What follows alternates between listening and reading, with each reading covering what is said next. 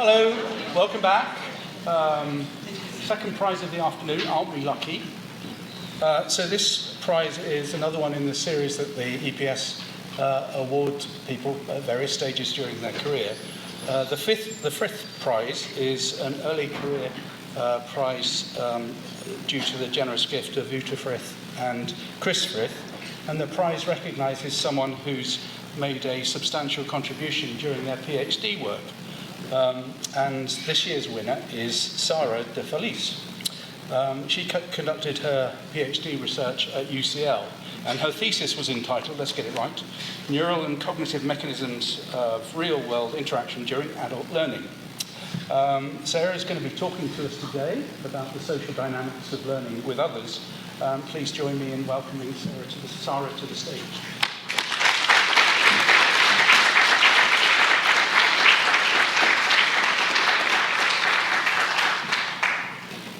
Thank you very much for having me here and for this prize. It's a really great honor, and it's also super nice to see so many people where I can basically spending some time listening to my work. So today I will talk you through some of the work I did during my PhD about the social dynamics of learning with others. So imagine I came here today and I said to you, instead of me giving the talk, I will ask you to spend the next 50 minutes or so just reading the script of my talk. And then at the end you can ask me questions. I'm sure that many of you would give up within the next few minutes very quickly. And the reason is because it's challenging. It's challenging to get in new information without someone being there with you and engaging your attention for you to acquire new knowledge. So this is something that we observe across species throughout our life. The way we best learn new information about the world is socially. And in terms of what it needs for this process to occur efficiently, we need good communication. And we know that effective communication is usually characterized by a signal exchange between at least two people that is very often mediated by the body, especially the social signals such as eye gaze. We also know from some recent studies that brain synchrony might be a good marker of how effective this social exchange is, and it might also be potentially a marker for shared attention in classroom dynamics. So the questions that I asked at the beginning of my PhD was, how do we do that? What are the behavioral and neural mechanisms that actually support this type of learning, social learning? So before I go into more detail of the studies, I want to agree with everybody about what I mean by social learning, because in experimental psychology, there are many different definitions, and the majority of them are quite different from what I mean by social learning. So we know that social learning, broadly, can encompass all these different scenarios. So it could be, for example, watching a video of someone making a recipe on YouTube, or it could be copying someone else's movement through a dance, or it could be through interaction. So when a live teacher is there and communicates something to us. What I'm very interested in are the mechanisms that support interactive learning compared to the other types of social learning or non-social learning. And specifically, I'm interested in declarative learning, so no deception, people know that they're actually learning, similar to what happens in schools or at work, of non-social knowledge. And the reason why I stress this is because I really want to understand what is the benefit of engaging in a social interaction, and to do that, we need to disentangle what we're learning about, which has to be non-social. By the way, if at any point anything I'm saying doesn't make sense, or if you want to stop me for clarifications, feel free to do so, and then if there are more questions like content related, you can ask me at the end. Okay, so this was what I was interested in during my PhD. One of the priorities of my PhD was also to do something that was very close to real-world scenarios. So I wanted to do experiments that were very naturalistic, or as much as possible, with high ecological validity. So how did I try to do that? The first thing was to try to identify learning material that was very much real-world based. So we selected a bunch of different items, including a very unknown objects. So that would include animals. For example, here you have an example. Tarsier is a mammal who lives in the jungle. Then we would have musical instruments like axizi, or in antiques, like strigil, which was an ancient Roman tool to scratch the body and clean the skin before the bath, or kiwano, which is a fruit. So all these things were put together to build a set of material that very much resembled documentary-like content, or things you could learn at school or listen to in a podcast. So all these objects were obscure. We made sure that the participants didn't know them before, but they were all real items. And then the way we went to deliver the learning was, again, very much naturalistic. So there was apart from time, where we kind of controlled, so every item in every condition had the same amount of time dedicated to it. But apart from that, within this time, the interaction was very unconstrained. So the student could ask questions, they could interrupt, they could ask to repeat things, and also the teacher had some flexibility in terms of how variable that was. And then in terms of measuring the learning, we measured that similar to what you would, the way you would be tested at school, for example. So we asked participants open-ended questions, like what do you remember about the items you just learned about, or through multiple choice questions. And we did that at multiple points in times, usually, to test how much people learned long-term. Okay, so with that kind of paradigm and mindset in mind, I will talk you through 4 major sets of experiments that I did. So I use exactly the same material across all the experiments you're going to be seeing today, just manipulating the conditions and the way people were learning with or from others. So in the first part of the talk, I'm going to focus on some studies that we conducted online when we looked specifically at behavior. And this was done specifically because a few months after I started my PhD, the COVID-19 pandemic started. So we were really interested in understanding what's going on now, where everything is being moved online, and there is remote schooling, and also work is happening online. There is lots of training going on over Zoom. So we wanted to understand whether social interaction played a role there. So in the first study, we specifically asked, how does social interaction support learning online? And then in study 2, we asked whether the same mechanisms would stand for learning in autistic population. For the second half of the talk, I'm going to focus on 2 other major sets of studies that we conducted face-to-face, where we looked at behavior and brain together. Specifically for study 3, we asked how does social interaction modulates brain synchrony.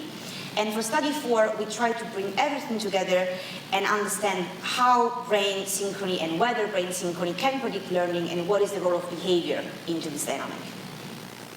Okay, so first let's start from the online studies. In this experiment, we basically invited participants to join over Zoom. So there was a live Zoom video call where the teacher was live explaining information, so facts about the items that I showed you earlier, live with the student. And then we asked, would it matter for the learner to learn these things in a live video call compared to watching exactly the same interaction but from a previous participant in a recorded video? So we use a yoke control by which each participant was watching the recorded video of the previous one. So everything was matched, and this kind of like counterbalance the limitation of, or the strength, depending on how you look at it, of having a naturalistic conversation where things can happen slightly different from one session to another. So this way we made sure that every single session was present both in the live condition and also in the recorded condition of the next participant. And then we also asked, does it matter how rich that scene is in terms of social cues? So would it matter if the participant could see the whole face of the teacher or maybe just their hands? So we included other 2 conditions, again live or recorded in a 2x2 design, where we manipulated the social cues. So in the low social cue condition, basically the teacher was just slightly lowering down their webcam, and only their hands with the object was visible to the participant. And We then compared how much people learned. This is a cumulative performance over a week time during live session or recorded session. And what we found is that people remember significantly more things. So they learned significantly more things that were taught in the live condition compared to the recorded condition. Then we did a second, and we didn't really find any effect in terms of social cues. So then we thought, okay, what's happening actually now in real remote schooling? People, it's not very naturalistic to see someone just with their hands and their objects. So what is more naturalistic than that? So we replicated this study. We conducted a second one, which was pre-registered, where we included in the low social cue condition a slide. So participants could not see the teacher at all. They could just hear them or interact with them live still, but they couldn't see their face. So they would only see a slide with the item and explanations over it. And what we found, again, was that learning things in a live condition was significantly better, more advantages, compared to learning the same things in a recorded session. In terms of social cues here, what we found was slightly more complicated but interesting possibly. We found an interaction between social cues and social contingency. So whether what kind of social cues participants could see depending on whether the teaching was live or recorded. We found two specific trends. In the case of live session, seeing the full face of the teacher was particularly helpful, but in the recorded session, seeing a slide proved to be more efficient. So overall, from these two experiments, what we can conclude is that teacher-learner interaction seems to boost learning. And then in terms of social cue, it seems that during observational learning specifically, having a very rich, socially rich scene might not be that helpful. It actually might be more cognitively demanding just because I'm not part of the interaction. I'm observing an interaction, and that means that those social cues are not functional for my learning. Instead, during interactive learning, I am participating in that, and bodies might mediate the interaction, which means that having a more rich scene might support that mechanisms of motor prediction by which learning might be more effective when I interact with a live teacher. Okay, so before we move on to the next one, is any questions or anything is unclear? Okay. So from this finding we asked, does the same mechanisms actually stand for autistic population? And the reason why we asked that, and the reason we thought was interesting, is because autism has been largely associated with some social cognition atypicalities, specifically in areas that might be particularly important for social learning, such as implicit imitation or joint attention, pragmatic language, and affect sharing. So what this current literature is basically telling us is that in autism, processing about the social world might be atypical. So here, the social world represents the target of my cognitive processing. What we were interested in, and I kind of hinted a little bit to this before, when I explained what I mean by social learning, we were interested in whether learning via the social about things that are non-social was still atypical in autism. So in this case, the social world becomes the medium rather than the target. So we constructed a very similar paradigm, very similar study, where we compared, again, live teaching over Zoom compared to learning similar information from a recorded video. But then we thought, okay, maybe the difference between these two conditions here might be that it might be driven by the fact that in the recorded observed condition, there is more going on. I'm observing two people compared to just observing and attending to one person. So the difference might be driven by this. So we included a third condition where we only included one teacher that was frontally speaking and presenting information to participants, but it was recorded. So exactly the same as the live, but the participant could not interact because it was a recorded video. And again, there was no deception in all these experiments. So people knew they were learning from a recorded video or they were learning from a live person. So we conducted a first experiment, and then we pre-registered a second one. And we, across the whole sample, we had 3 different teachers they were all blind to the participant diagnosis. And what we found here, you can see on the y-axis we have the learning, and on the x-axis we have the preconditions.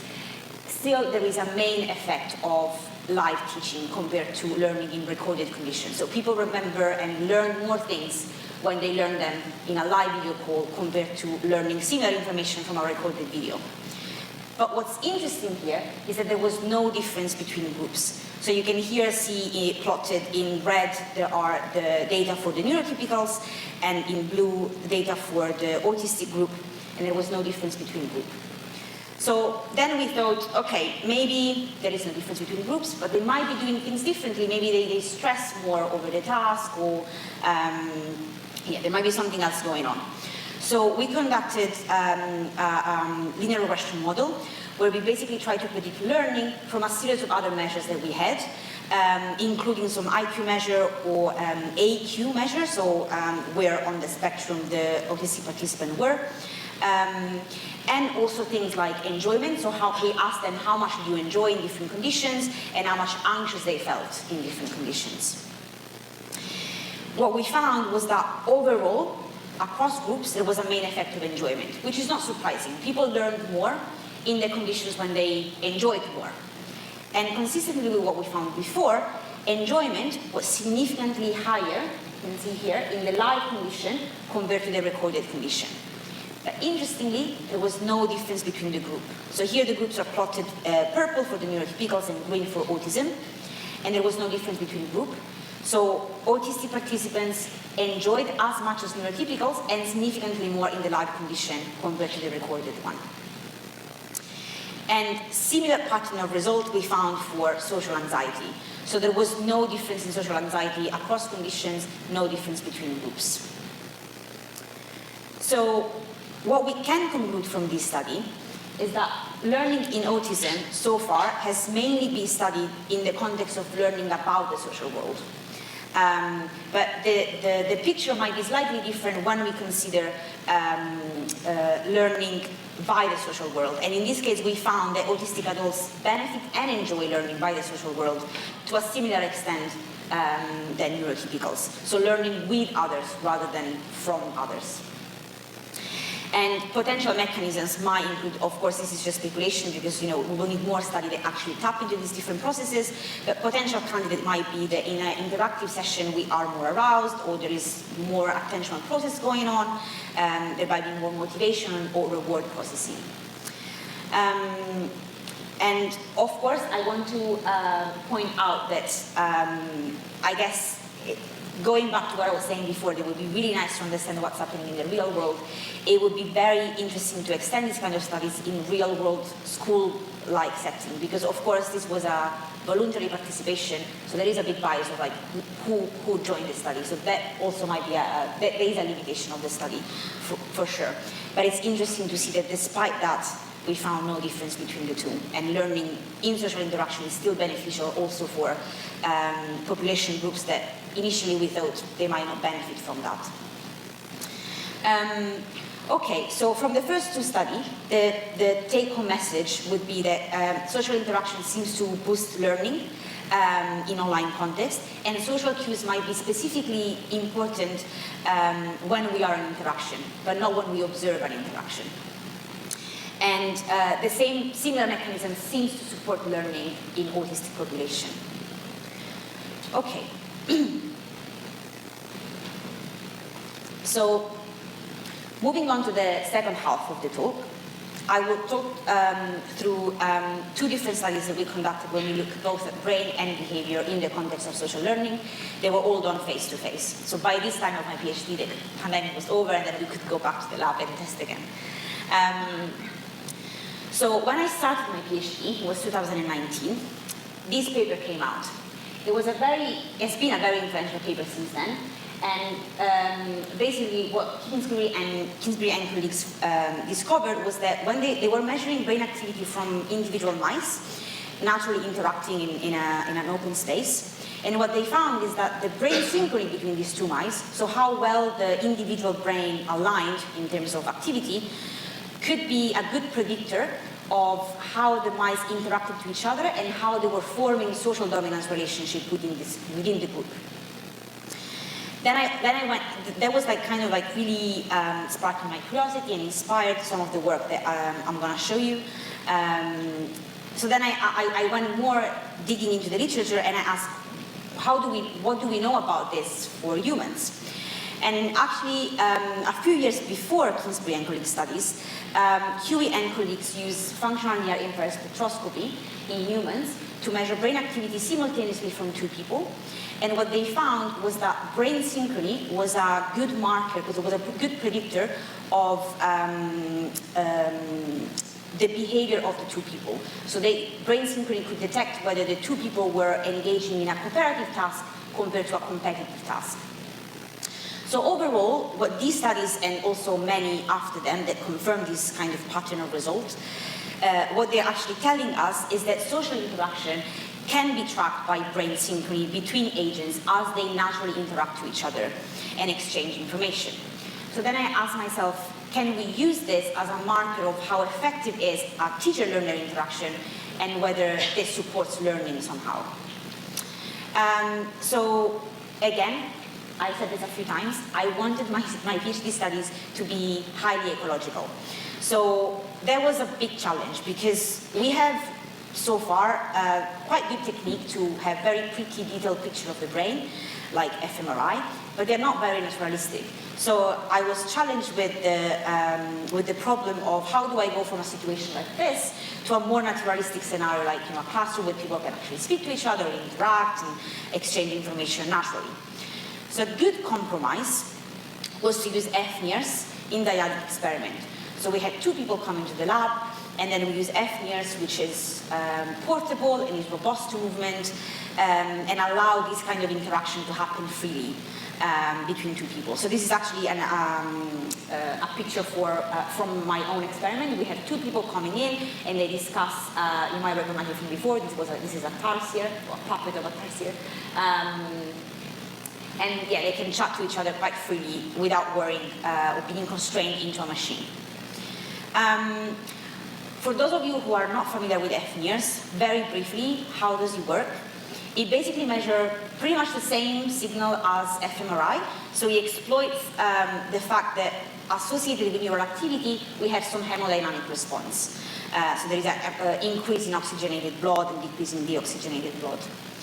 But it does so by using light. So it uses light that is a wavelength very close to infrared that basically allows the light to travel through the tissue. And not everything is absorbed. So some light can pass through. And then basically we have a source that is shooting a beam of light into the brain, and it travels through the scalp and the tissue and to the cortex and come back to a detector. And then measuring how much light get absorbed, because we know that oxygenated blood absorbs less light than deoxygenated blood, then measuring this variability allows us to infer how much oxygenated the area was at a particular point in time, which is an indirect measure of neural activity. So we use this technique for my study 3, where we basically asked, does it matter to share experience together? And is this different measurable beyond what you would see by doing exactly the same thing on your own? So for example, in this situation, we asked participants to watch a movie together. And we know from fMRI studies that there is some degree of similarity in how the brain responds to the same stimuli, which is not surprising. Our bodies are built pretty much the same. So the same way, our digestive system shows some similarities when we process an omelette, the same way goes with the brain. So when we watch a movie, our brain would respond very similarly to that movie. What we wanted to know, though, was whether there was an extra effect of socially sharing that experience that was going beyond what you would expect from simple same input processing. So we asked participants to come to the lab, and then we put them an FNIRS on their head using Shimatsu. We had 38 channels across both hemispheres.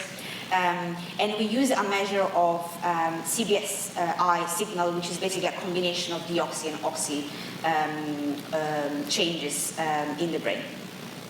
Oxy blood changes in the brain.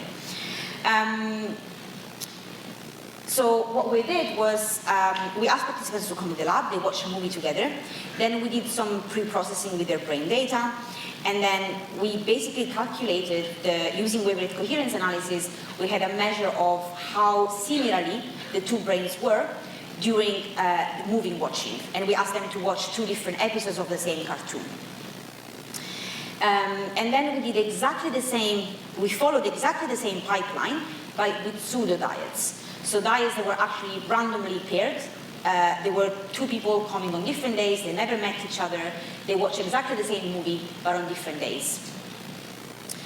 And we basically computed brain synchrony for both these set of diets, real diets and fake diets, and then we, through a series of permutation test, we basically asked whether there was any difference between these 2 groups.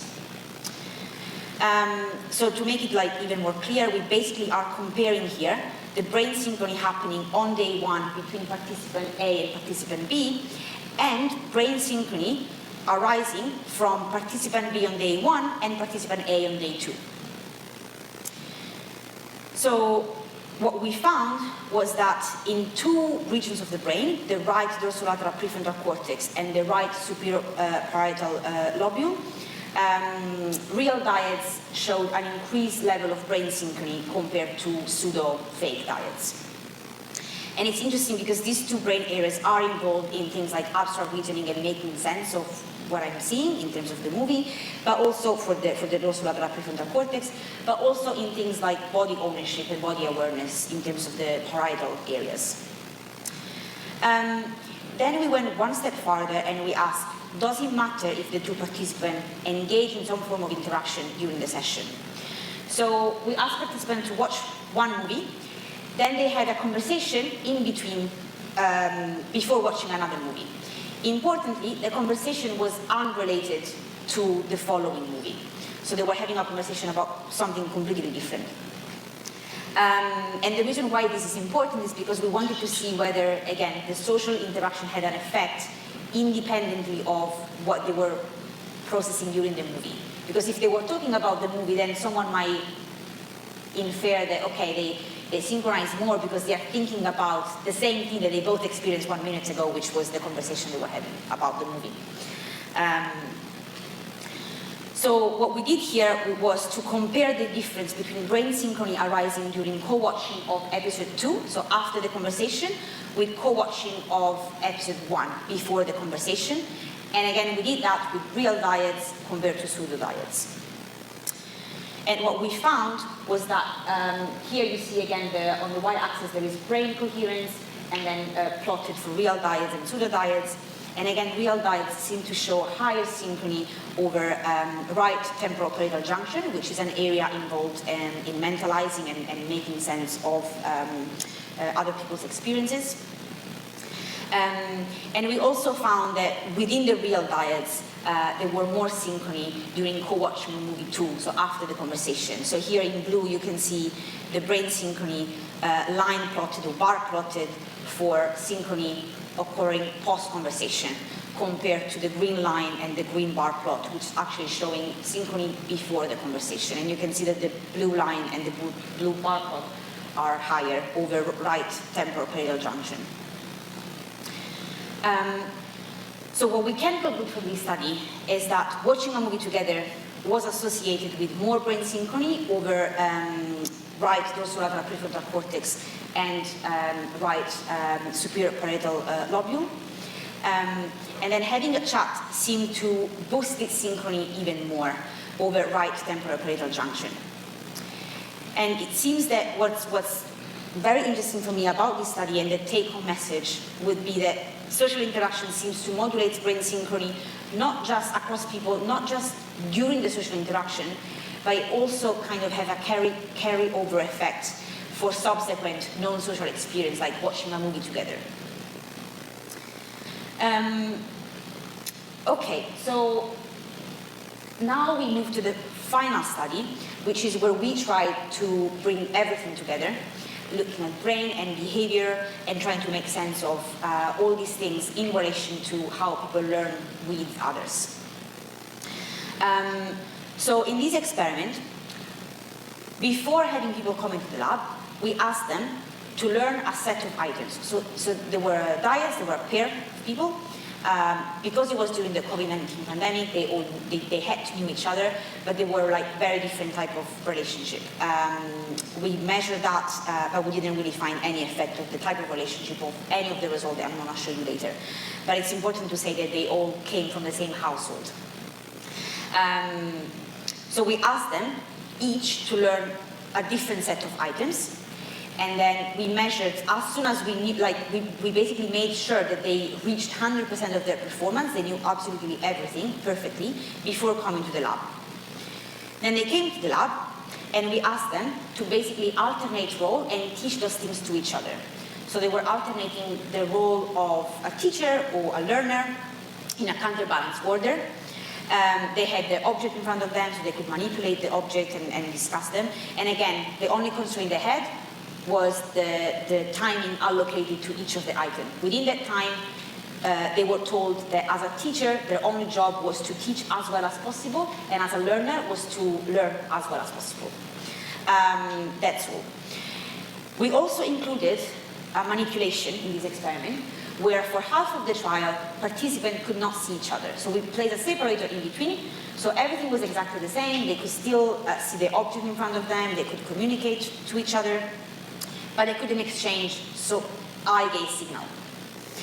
And then we measured how much they've learned straight after the session and then a week later. And it's important to say that this learning score actually reflects what they were actually taught during the class, during the experiment. So we went through and checked every single session against what the teacher said in that trial, and then we measure learning based on what they were told. So if there was an item missing or a specific fact that wasn't reported the right way, then we took that into account into the learning score of the analysis that I'm going to show you. Okay, so first of all, in terms of behavior, between these two conditions, so whether they could see each other or whether they could not see each other, we found no difference in learning. So people learned pretty much the same way in both conditions, which is relatively not surprising. Like they were still like live, they would interact, they were very close to each other, they could see the object. So I wouldn't expect a massive difference just because I cannot see your face.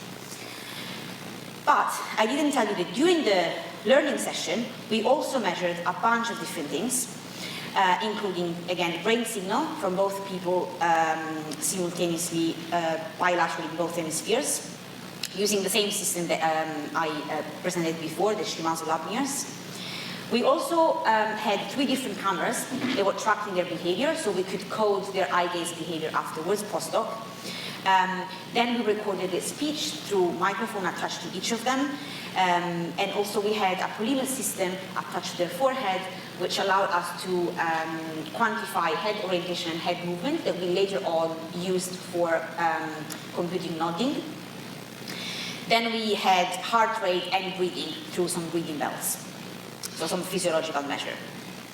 So I first will present some results from an initial analysis that we did that looked specifically at brain signal and the relationship with eye gaze behavior. And the reason is because we know from past literature that eye gaze behavior is one of the major, it might be one of the major cognitive mechanisms by which we exchange information socially. And then after that, I will dig more into some very recent preliminary analysis that we're doing to try to include all these different other measures together into a big model. Okay, so to recap, we have 2 conditions: separator on, when they cannot see each other's face, and separator off, when they can actually see the full view. From here, we coded through Ilan manually the gaze behavior of participant A and the gaze behavior of participant B.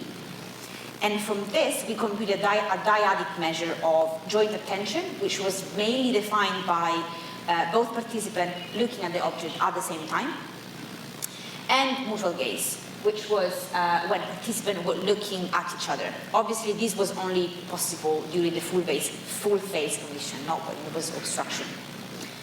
And then we had brain signal from participant A and brain signal from participant B, and we did a very similar dual brain analysis that I showed you in the previous studies, where we used wave rate transform coherence to compute a measure of brain synchrony. And we used this to build a large mixed linear model with stepwise iteration, which would actually tell us what were the best predictor of learning. So I will first now present the main effect, and then I'll present you the interaction effect between these different predictors. So in terms of the main effect, here I'm plotting what's going on in terms of eye gaze behavior. So as you can see, you have joint attention here, and then you have mutual gaze here for the two different conditions. So obviously, mutual gaze cannot be present for the separator on condition. And then here, we also included sustained attention, because we wanted to see whether beyond the dynamic between learner and teacher, there was something going on that was independent of the teacher, but just about the learner. So how much time the learner spent looking and focusing on the object of learning, whether that mattered in terms of learning. So you have this plotted against learning on both lines. What we found is that overall, the strongest behavioral predictor of learning was joint attention, even beyond sustained attention. So it didn't really matter how much time the individual learner spent looking at the object on their own. What it really drove learning seemed to be joint attention. So whether the learner and the teacher was paying attention to the same thing at the same time. In terms of behavior, we found that learner-teacher brain synchronized over dorsolateral prefrontal cortex.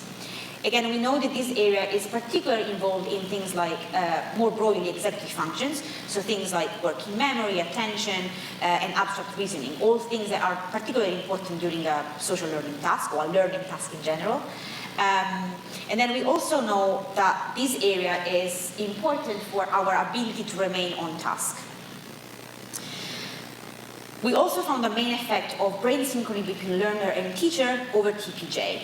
And this area is famously known for being involved in theory of mind and mentalizing, but also is important for monitoring turn-taking in conversation, which again is it's a scenario that's very applicable to what the participants were asked to do. They were asked to engage freely and monitor each other to learn as much as possible from each other. So what these results are actually telling us is that basically learning is predicted by brain synchrony between learner and teacher over areas that allow us to jointly attend to an object and jointly attend to each other. So now we went one step farther and we asked, okay, how are these things linked to behavior? So again, we looked specifically at things like joint attention and mutual gaze, because these were from the literature and from many studies before, we know that these are particularly salient eye gaze behavior when it comes to social interaction. And what we found was that across both these areas here, I'm plotting the relationship between learning, joint attention, and brain synchrony between learner and teacher for the different conditions, for the two brain areas where we found the main effect. What we see is that across these conditions and over both these areas, there is a cumulative benefit of joint attention and brain synchrony. So in this graph here, you can see that we have learning on the y-axis, joint attention on the x-axis, and brain synchrony on the z-axis.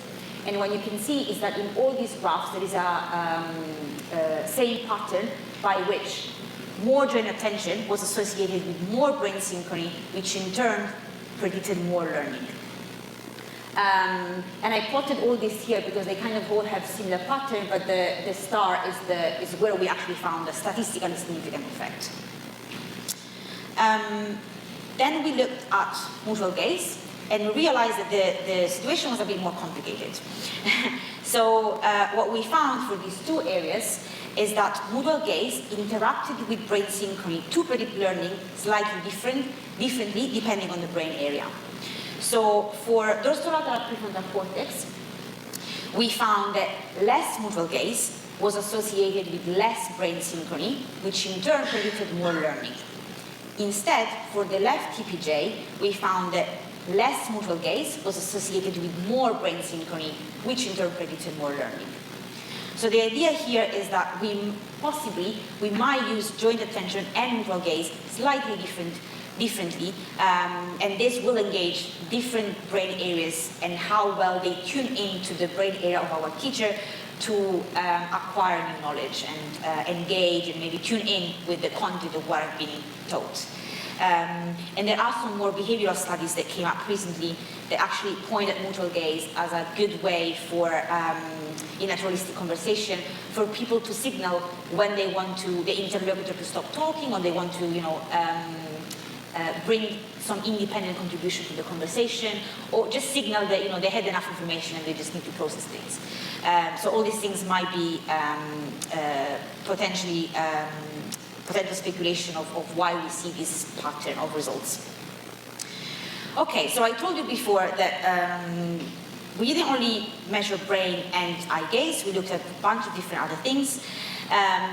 So now I will show you the way we're still trying to model all these different things together to make sense of what actually brain synchrony means and why it seems to be linked to learning. So one of the most prominent theory to explain brain synchrony was actually proposed, among others, by my supervisor, Antonia Hamilton, and it basically stands that we engage in brain synchrony. Well, the reason why we show brain synchrony is because this is a reflection of a mechanisms that can be called motor prediction theory. So the idea is that we can model brain activity of A from the behavior and brain activity of B. And the reason is because when we are in interaction with someone, our brain is constantly trying to predict what the other person is about to say next, and then adapt and plan what we're going to do with that information, basically. So because we are both brains are engaged in the same conversation and they're trying to both predict each other within the same context, that would generate very similar brain pattern, which will result in what we see in terms of brain synchrony signal. So as you can see here, one way to model this and test this is to have multimodal data where we have brain activity of both participants as well as behavior and physiology of both participants. And then the idea is that we try to model brain activity of person A from brain activity of person B plus behavior and physiology of person B plus behavior and physiology of person A. So we try to do exactly that with our own data. So we had our two participants, and we tried to predict brain activity in a specific brain region of participant red, in this case, by putting into the model the brain activity of different brain regions from participant blue, plus the breathing from both participants, plus task condition. So there would be like a classic GLM model where you include what the participants are actually doing similar to like a block design study. So we included, whether the participants were engaged in a full view conversation, or they were an obstructed view, or whether they were teaching compared to learning in a specific trial. Then we included speech in the model, which was basically classified. We didn't go into the details of what the participant was saying. For this analysis, we simply took a lot of time, but simply looked at whether the participant was speaking or not at a specific point in time. So it was just a logical variable of speaking, not speaking, speaking, not speaking. And then we followed the same logic to look at whether the participant was gazing to the other person, or they were gazing to an object, the object of learning, or whether they were nodding. We put this all together, and this gave us a big, crowded design matrix with lots of different predictors. The idea here is to try to predict one brain region from different regressors, different predictors. And this kind of analysis, basically what it does is gives us a value that represents how well that parameter can predict that brain region for that particular diet. And then you put all these things together across your sample to do some stats. And this is what we did. In terms of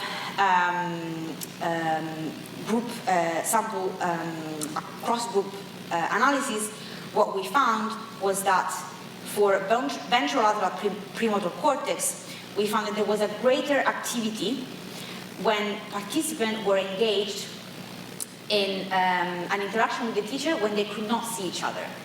So it might mean that more brain activity there was kind of like counteracting for the fact that they had less information and they need to compensate more, maybe listen more carefully, or maybe they didn't have the lip reading aid of the visual aid of actually understanding what was going on. So that might be a reason why we find increased activity over here.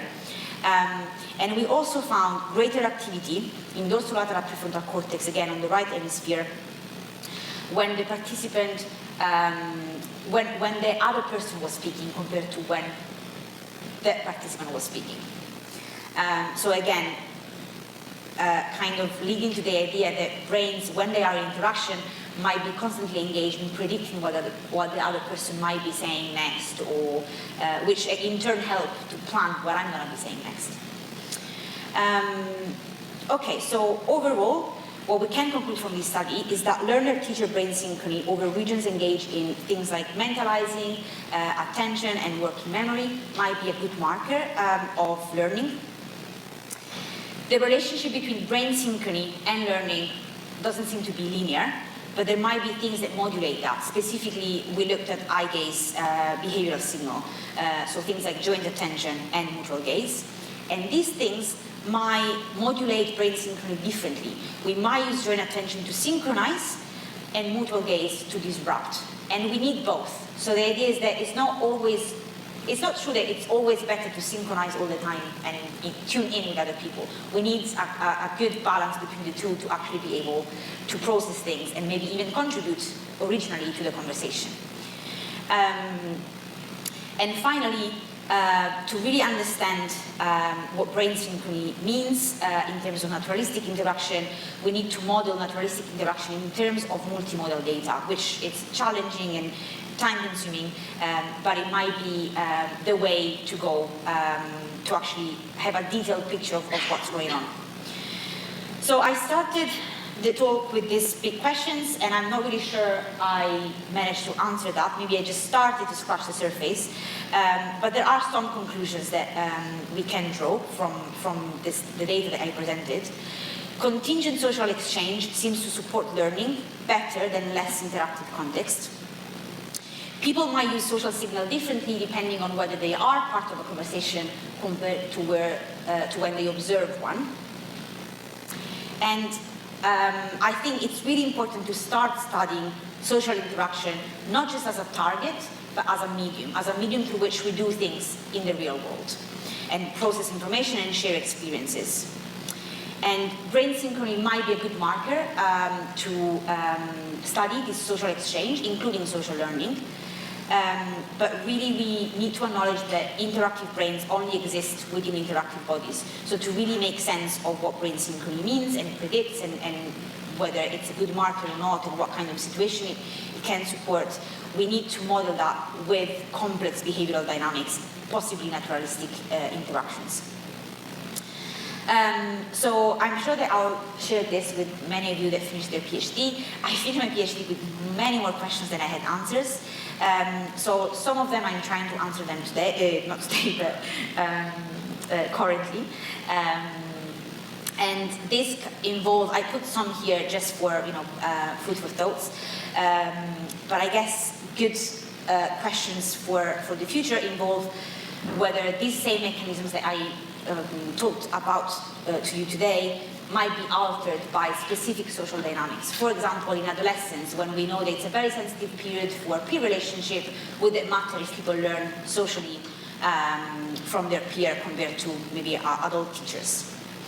And does brain synchrony and learning association emerges only when we are actively engaged with a teacher, or it might be enough to have just someone else that I know is live, is present there with me, like between learners. So if two learners together live share the experience of watching a recorded video together, would it still make a difference compared to watching the same thing on their own?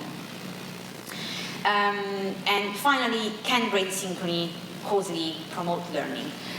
Or it might just be an epiphenomenon of what's going on in terms of conversation and just shared mutual input.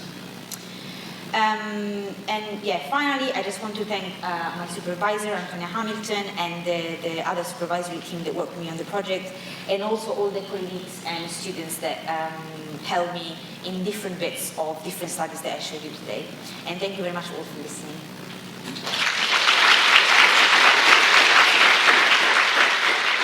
Thank you. Very nice talk. Really like this. I had a question. You talked about the synchrony between two activities in the brain. You mentioned the phase coherence, something like that. So you basically, my first question is whether you try to quantify whether there is one leader and one follower. So you have two activities and there's a phase consistency, but there could be a delay between the two activities. And whether there is a potentially one leading the other, whether this relationship shifts with some relevant social cues, like for example the gaze, onset of the shift in the gaze, something like that. And then I have a second cheating question is if you look at the phase coherence, for example, or activity, do you also look at some, do you have any interest in oscillatory oscillation? Because, for example, also the social cues like gazing or general attention, they also have kind of a rhythmic, right? So is there a kind of relationship between this synchrony and also the recurrence of the social cue? That's it. Thank you. So to answer the first questions, no, we didn't do that type of analysis. But wavelet coherence analysis take into account shifts in phase. We just didn't look into details of what follows what, who leads what, or whether a specific, we didn't do like a point-by-point analysis in terms of what comes first. So if social cue drives a synchrony or, yeah, we didn't do that. Is this answering your question, or is you asking something different?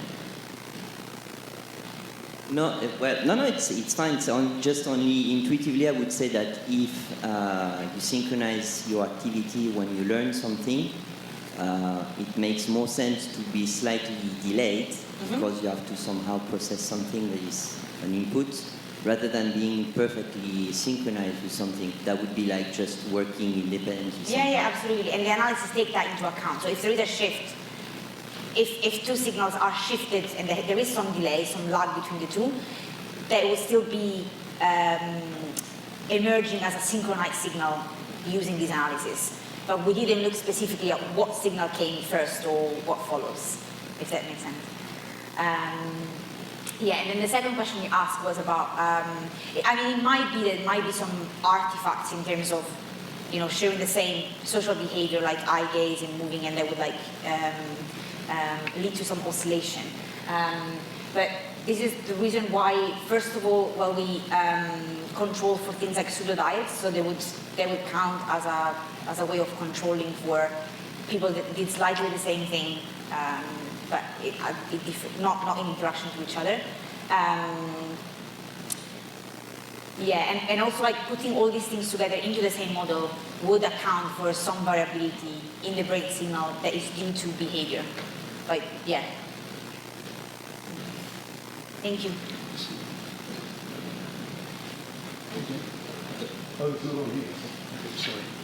Can you hear me? Yes.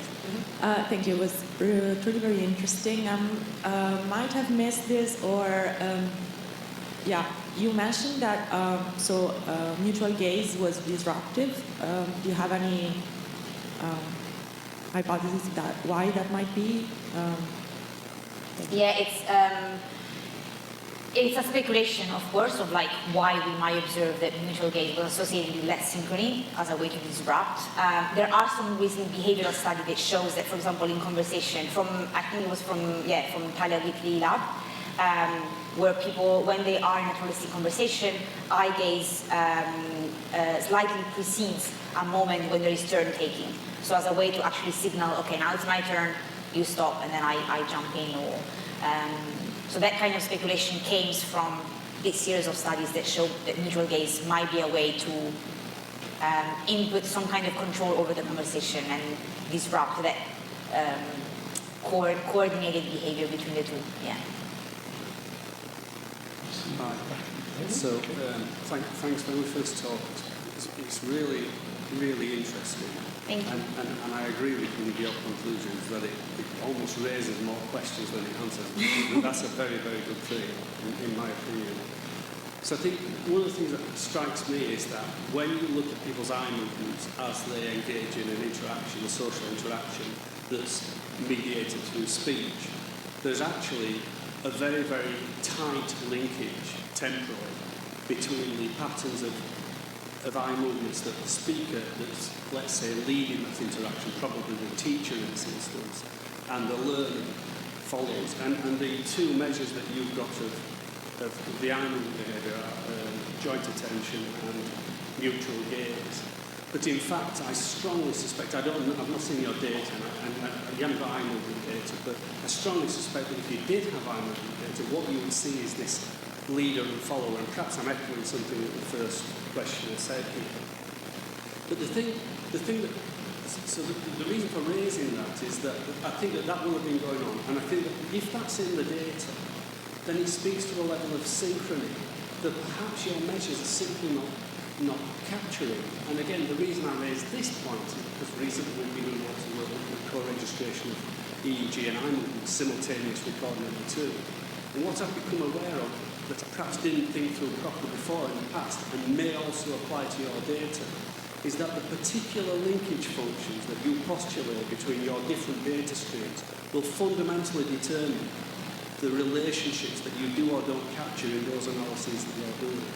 And it seems to me that what I'm not absolutely clear about here, this is not a criticism at all, it's excellent work, but what I'm not absolutely clear about here is the nature of the relationship between the different data streams that you've got across time, and how that will fundamentally shape how you go about trying to capture the relationships between meaningful events in all those streams.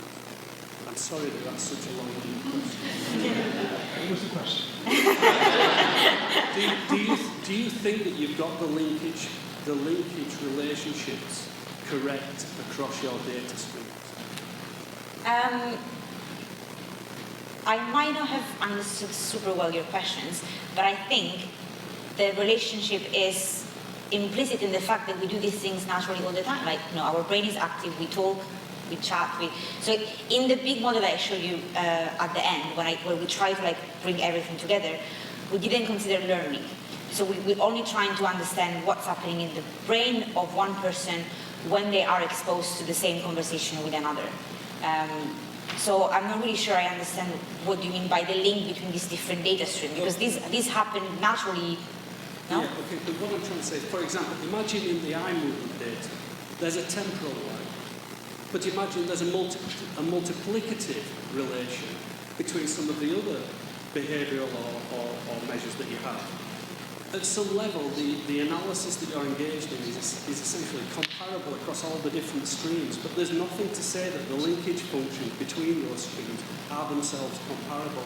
And in other words, applying an all one-size-fits-all type analysis to the different streams that you have that themselves may capture qualitatively different elements or different relationships between what's going on at the same time may not work. Again, I don't know if that makes sense. I'm trying to simplify it. I'm sorry for that. No, I will need to think about it. Thank you. Would you like that to be your last question? Thanks. Hi, Sara. Hi. Very nice talk, very compelling. My question is a bit simpler structured, I suppose, than the previous one. But I'm really interested in this. And well, some of my colleagues, clinical colleagues in Jena, actually study a lot kind of synchronization of bodily motion communication, like gestures and things like that. They do this in the context of psychotherapy, and they say that basically it indicates some rupture or so in the process if there's less synchronization. Anyway, they publish quite a few nice papers, and I'm just thinking, this is just a very general question. You considered a lot of variables in your research. I'm very impressed by this. And I just wonder whether you consider maybe in the future to also, include measures of body synchronization of that kind in your work, or whether you've got any thoughts on this. Yeah, no, absolutely. The challenge is that it's actually people, when I started my PhD, I thought, okay, doing brain imaging is cool, it's challenging, I never done it, I want to learn it. But then I soon realized that modeling behavior is way harder, and doing body synchronization is way harder than doing brain synchronization. So definitely I would be interested in, and also I would be interested to apply these kind of things to other scenarios that are not related to learning. For me, learning is just a way to quantify how good the interaction was in terms of, how efficient it was in terms of information transmission. But as you said, there are other contexts like therapy, for example, where, and especially when body is particularly engaged, of course, there would be like an interesting new avenue of this field. Mm-hmm. Thank you. Great. Well, if there are no more questions, I'd like to... Oh, there is a question. Change your mind. Hi. Yes, great. Sorry. One more question. It's more, thank you so much, and I really enjoy your talk, and it's mostly about studies 1 and 2 and about the extent it can. I really appreciate you talk about the way of like ecological validity and kind of applying it to different people of different educational needs. And I wonder, can you talk, speculate about the extent it can be applied to a group learning context or learning context with more individuals, say, like in a classroom or even in like online classes with multiple students in the same Zoom session, say. To what extent do you think this kind of interaction can be benefited, or like can be the effects may be modulated by? Yeah, no, that's a very good point. I think it's like the natural next step of this. Like now that we kind of know a little bit more about dyadic than what's happening in larger groups. And it's kind of like one of the questions that I put in my last slide, like what's next? Would the same benefits be seen, or the same mechanisms be seen when we engage just with another learner, which is not a teacher? So would that matter? This is just a speculation, and it's completely, my unsupported by evidence opinion. That I think it might be enough to have someone else in the room. Just the idea of having someone live there with a different brain, a different mind, a different theory of mind from me would put me into a mental state by which I engage with the world differently, because I know that potentially I can engage with them. That might be enough to kind of kick in all those mechanisms that support attentional and processes and arousal, and that eventually lead to more learning. But we don't know yet. Yeah. Yeah, sure. Right, I think we should thank Sara again for a brilliant talk.